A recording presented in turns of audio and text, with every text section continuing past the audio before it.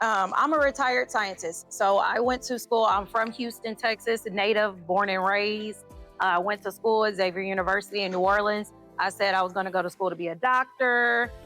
Did my pre-med classes, majored in biology, minor in chemistry and art. My senior year in college, life got serious. Had a boyfriend up there who was in pharmacy school, got mixed up and got pregnant at 22 years old, right? Yeah, it happens, right? So I call it derailed, So I came back home to Houston. This is right after Katrina. Hospitals were shut down and there just wasn't adequate living in hospitals there to have a kid. So I moved back to Houston for a year just to have my baby. But then I went back to school and finished. I only had one semester left. So with that being said, I decided, okay, life just got real. I need to go get a job. My parents was like, we'll give you 1 year to figure it out and help you. So I said, okay, just let me finish college, move back to Houston. This is the biggest medical center right here in Houston. So I moved to Houston, came back, and I was like, I don't think I'm gonna go to medical school because I don't have time. I don't have 4 years to go to medical school, 2 years for residency. I just don't have that kind of time on my hands. I got a baby I gotta provide for. So moved back to Houston, start working in the medical field. Got my feet wet, started in a clinical lab, working in cancer research. So I was like, if I can't be a doctor, at least let me figure out how I can help people, because that's my ministry. I was like, so let me do cancer research. Let's see what this is about. Smart girl, quick learner. I told them, give me an opportunity to come in here. I know I'm a fresh grad. I don't mind working my way up. Long story short, I started off at a small cancer research lab, moved to MD Anderson. Then I moved to Baylor College of Medicine, and I worked there for about 15 years. During that time, I got married. I enrolled to get my master's degree and moved my way up to senior leadership and became a research scientist. So money went up, hours went up, stress went up, more responsibility, had teams as big as this class reporting directly to me. I loved it. It was very rewarding to be a young Black girl as a scientist and being the youngest in leadership. For me, that was a dream come true, and it looked real good on paper. But getting married, I wanted to have more kids. And my husband at the time was like, I want to start a business. He was like, I want to make money like you. And he didn't go to college to a 4-year university. He's from Houston, from A-Leaf, Texas, and he didn't have a lot of opportunities like I had growing up. So he went to HCC, tried to get his degree. I supported him. He got his associate's degree. And from there, he was like, I don't think college is for me, but can you help me? And I said, sure. As long as you're a man with a plan, we can work. We can figure it out. Like, you don't have to be a research scientist. You don't have to be a doctor. You don't have to be a lawyer. You just have to have a plan, right? So we sat down, we talked about it for about a year, and he showed me portfolios and brochures he had of this car wash he wanted to start. And I'm like, wow, do you have an LLC? He's like, no, but I did the brochures. They say write the plan and make it plain and have it on paper. And so that's what I did. And he was like, I just need the help. I don't know where to get started. And so I was like, I'm gonna help you. So income tax season rolled around, right? I was like, give me what you have, I'll match it, and I'll help you start your business. So I was like, let's figure this out. We're gonna come up with a plan. Came up with a plan. Long story short, the car wash situation didn't work. It was just a lot of contracts that needed a lot of upfront capital. And then he says, okay, well, I have another idea. He was like, you willing to hear it? I'm like, sure, let's go for it. He said, let's start a transportation business. And I said, okay. I said, I know a little bit about transportation because I got some uncles that's truck drivers, and I know they make good money and they always on the road, and they live pretty well in nice neighborhoods, and they can provide for their family. So I'm listening. He was like, no, I don't want to be a truck driver. He said, I want to have a luxury car service. I want to pick up from the airport. I want to do shuttle bus. I want to do concert transportation, airport, proms, weddings. I said, okay. And I said, well, what does that take to start up? And he's like, maybe $10,000. I said, okay, we could do that. So long story short, about 10 years ago, we started our first transportation company in limousine and luxury transportation. We went and bought us a town car, started with that one town car and grew the fleet to about 20 vehicles. ranging from Escalades. Now we don't do town cars no more, right? So we Escalades, Cadillac cars, limousines, shuttle buses, and now even exotic cars for weddings and proms. So that business did really, really well. He built a lot of relationships. I helped him. He retired me from my job in corporate America because I started having more kids. I kept my promise of helping him start his business. He kept his promise that once I got him up and running and we was making money, he would retire me from my job. So people thought I was crazy. My parents thought I was crazy, but I submitted my 2 weeks and they said, give us 4 weeks. We need you to hire your replacement. I said, okay, I'll give you that. So once we found out I was pregnant, submitted that resignation from that company. I helped find my replacement. I left in a good place because I said I may need to come back, but we've been doing it for a year without my company even knowing. I was working on it on the side. So business had been doing well, left corporate America. We went full-fledged, built contracts with really big companies. Y'all remember when the Super Bowl was here, right? NBC Sports was one of our contracts. So we were picking up agents, sports agents, and athletes from the airport, driving them back and forth. Did we have the vehicles to do it all? No, we didn't have the bandwidth. But what we did was we said, how many trucks y'all need? They said, well, we got 100 trips per day. So we started networking. We got online. We started reaching out to people that we noticed in transportation in different states. So we reached out to some people in Dallas, Chicago, New York, California, and other transportation owners. And we said, hey, let's come together. We got this contract. Everybody can make some money Super Bowl weekend. And that's what we did. That was our first big contract. After that, we got one with Drake's management company and just grew from there and grew from there. Long story short, pandemic hit. Life got a little hard, rough again, right? You and your spouse looking at each other 24/7. Y'all both working together, at home together. It's a lot. We ended up having a divorce, but we're best friends. I helped him to hire my replacement again for that company. And still to this day, I help him out with that business. But for me, I was like, what is it that Courtney wants? I need something that's for me. I helped my husband grow his business, but what do I want for me? And I said, I want my own company. So I love transportation. Outside of science, that's all I know is transportation. But I was like, look at those Ryder trucks. Man, we live over here by the airport. I'm like, I see Ryder trucks going in and out. And I was really intrigued by how freight moves and watching everything, just the flow of goods. So I got me a part-time position at Baker Hughes, working in the logistics department. Because again, I got a plan, right? So I was like, they were like, you got all this experience. I just want a logistics analyst position. I want part-time. I need to learn what I need to learn real quick, So I did that for 2 years and started my trucking company. I got real cool with the warehouse. I watched how things go from order management all the way to shipping goods, all the way to managing contracts with the truck companies like Ryder, seeing how the truck drivers was coming in, picking up the freight. They even allowed me the opportunity to be a team lead. And when I became a team lead, I was organizing field trips to the airport and to the port. So I got to, I was so intrigued watching these, the tanks moving and the, containers moving. And so they gave me all the knowledge I needed. And I'm just in my head. All it is just retaining all the information, going home every night, writing up my business plan. Did that for 2 years, quit that job, and started my transportation business. Didn't know much because in this industry, it's all about who you know. So you have to build relationships and don't damage relationships, because as big as it is, it's real small. If you go and talk to somebody when you get home, hey, I met this lady, her name is Miss Courtney. She got box trucks. They're gonna say, oh, from the north side?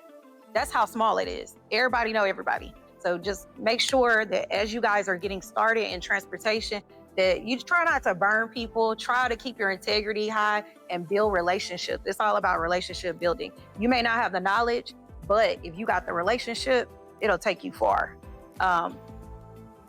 I started networking. I went to a birthday party out of Kima. We was on a boat ride and people were like, what do you do? And I was like, oh, I have a transportation company and I do some consulting on the side.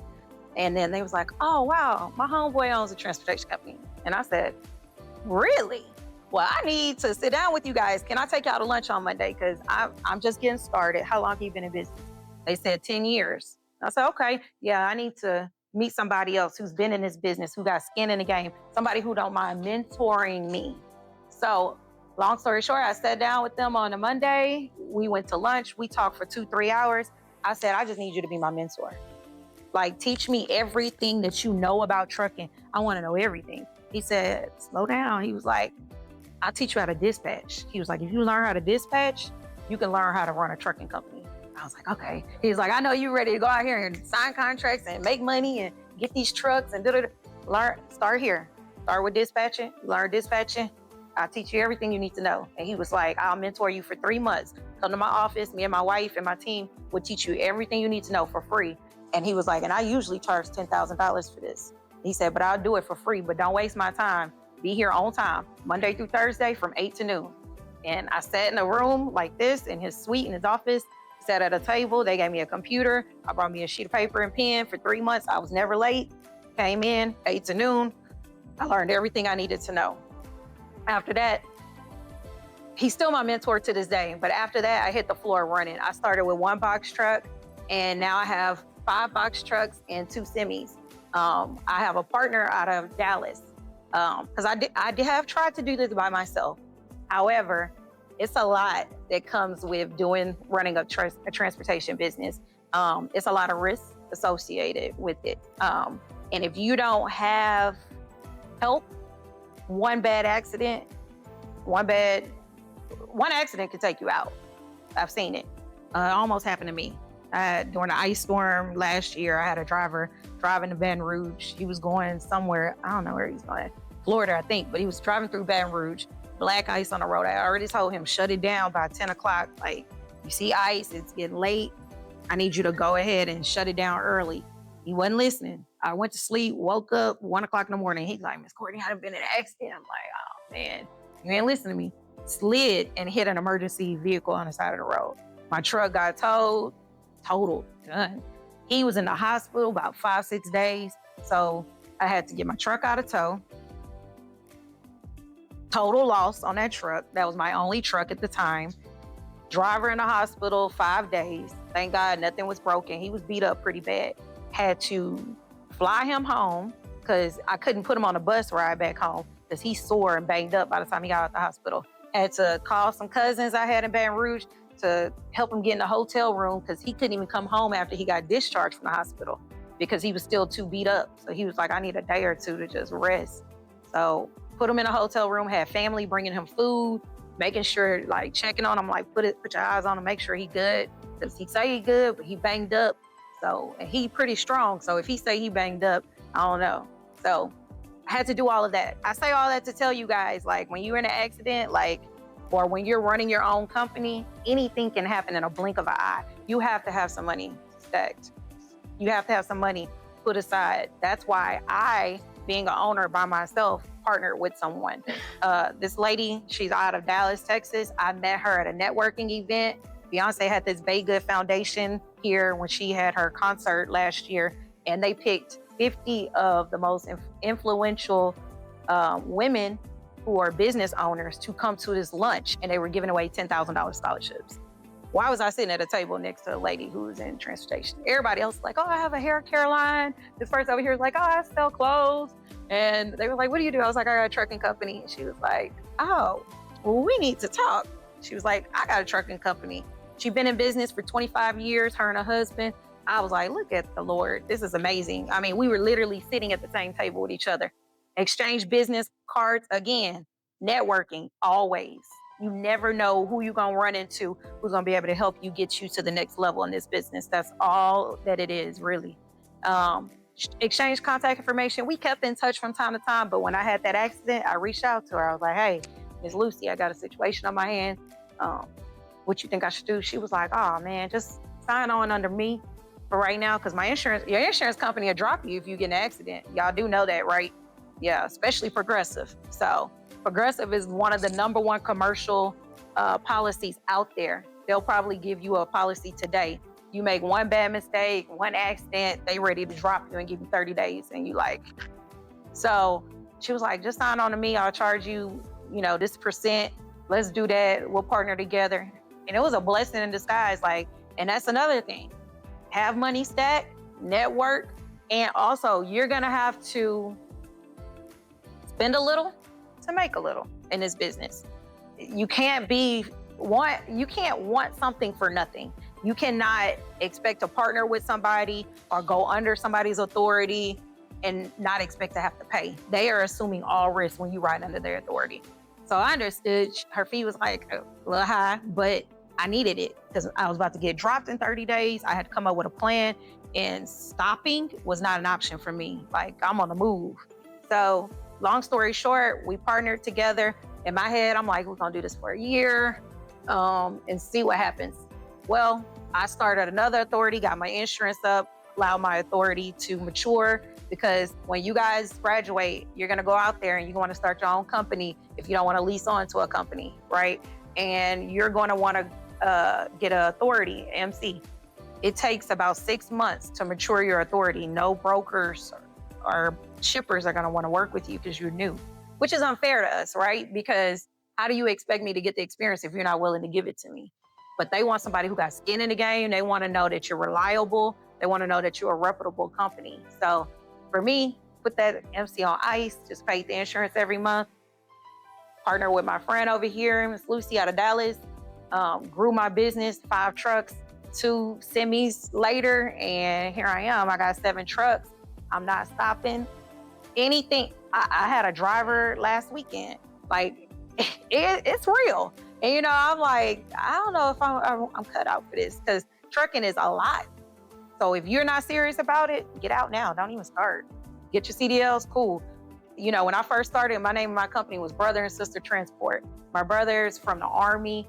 We came together. We said we was gonna start this trucking company together. I was gonna do the dispatching in the back office. He was gonna hire the drivers and drive to start. He goes to school, gets his CDLs, does nothing with it. And I just decided to do the business by myself. But trying to see where I was going with this. Save money, network, know that challenges will come, but if you are serious about this business, you have to wake up every day and act as if your livelihood depends on it. Like, you don't have no other options. And if you have that grit and that grind about it, you'll be successful. You'll be successful. And then also just try to do everything right and with integrity. This past weekend, I lost about $7,000 this weekend. A small company, that'll take you out. If, at one point I would have been like, I'm done. Like, that's a lot. But I had a driver driving for me. Box trucks, I'm gonna tell y'all why I went to box trucks. You don't have to have a CDL, right? So you can get your cousin, homeboy, nephew, somebody who young, 22, 23, need a job, they can get in a truck real quick. So for me, box trucks work for me because, I can easily find a driver tomorrow. I interview drivers once a week, and I have 5 applicants every week, and I hire at least 1 driver every week. So for me, box trucks is a good niche. And I feel like with trucking and semis, it's a season, it's a peak season for y'all, where y'all make a whole lot of money. But with box trucks, it kind of stays consistent. So that's why I want big money with my semis, just knowing that there's a peak season. But then my box trucks, steady. So I got 2 incomes coming in. Also, I teach dispatching classes. So I have a consulting firm where now I teach dispatching classes. I also teach owner-operators, because I'm assuming that's what y'all want to be, how to get started in trucking. So I now mentor other owner-operators to get started and show them everything that I know. Reason I do that is because when I got started, had it not been for Kenny, who took me under his wing, him and his wife, there's no way I probably would be this far. Or if it went from Miss Lucy saying, hey, come on, sis, like, you my sis now. Like, you can ride under my authority. Let's build a relationship and let's conquer this trucking industry and world. So I just, I thank God that I've met great people. I've met good drivers, partners, and I've been able to carry this business this far. Right now, we're under contract to get a warehouse. Very small, just 1,200 square foot, something small. But I need my loading dock. So I'm gonna start networking and trying to get carrier contracts so that I can store freight at my warehouse, and that my drivers, when I book loads, we can deliver them to my warehouse, leave them there until we're ready to deliver them. So just having a forklift and having that certification from my company so that we are able to do everything. It's a one-stop shop where I don't have to, many times I've driven all the way down this beltway trying to find a warehouse and a loading dock and going up there and asking them, hey, I got a load on my truck. I need to transload from one truck to the other truck. Can you help me out on a Saturday? Because a truck broke down or something.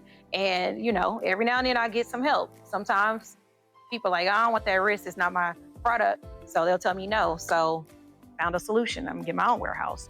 So, sky's the limit in this industry.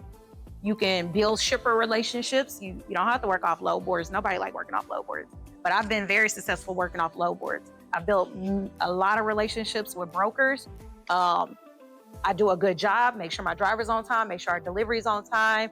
We make sure that tracking is on. They want tracking and ELDs, make sure we are straight there. They'll book me and say, hey, I got the same lane next week. Where you gonna be at? I was like, I'm gonna be there. You gonna give me this load? So now I don't have to really work off the load board. I could just work with my broker.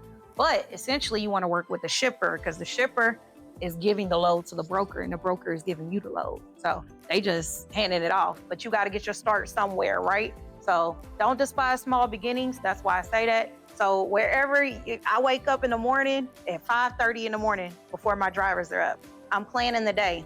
Before I go to bed, I'm planning the day. I'm making sure they got fuel on their fuel cards. I'm making sure routing them, where they're gonna go after they unload. Where we routing? Okay, today is Thursday. They need to pick up their load, drop it off on Friday. Then we got our weekend load. Where they going to drop off their load for Monday. So you got to do a lot of planning, a lot of projecting. If that's not your ministry, and you're not that organized, get you somebody like me on your team. Get you a good dispatcher, because figure out what you're really good at. Hold on one second, I'm gonna take question and answers. Find out what you're good at and gong-ho on that. Like, strengthen that strength of whatever you're really great at, and whatever you're not good at, hire somebody for it. Like I said, you're gonna have to give somebody, it's give and take in this business. You're gonna have to hire somebody, hire some help. Get you a good dispatcher if you can't do it. Because I think the mistake that a lot of people make, and I have a god sister, she's 30.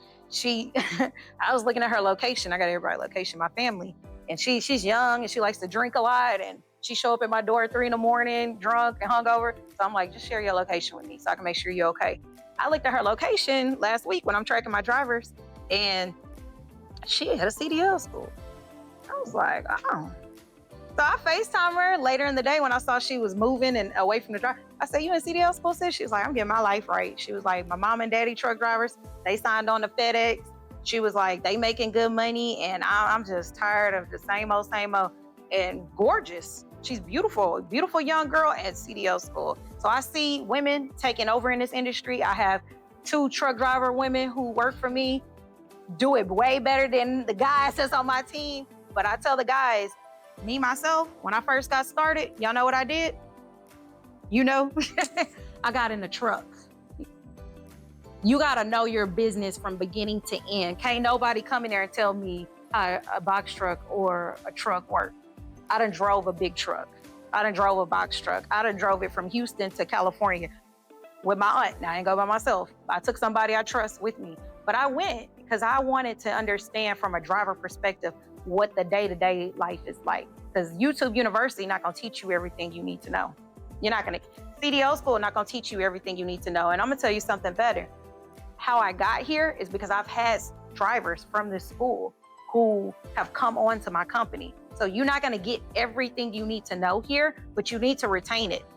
You're gonna know how to pre-trip real well, but you're gonna have to get out there, and life and experience is gonna give you exactly what you need to know.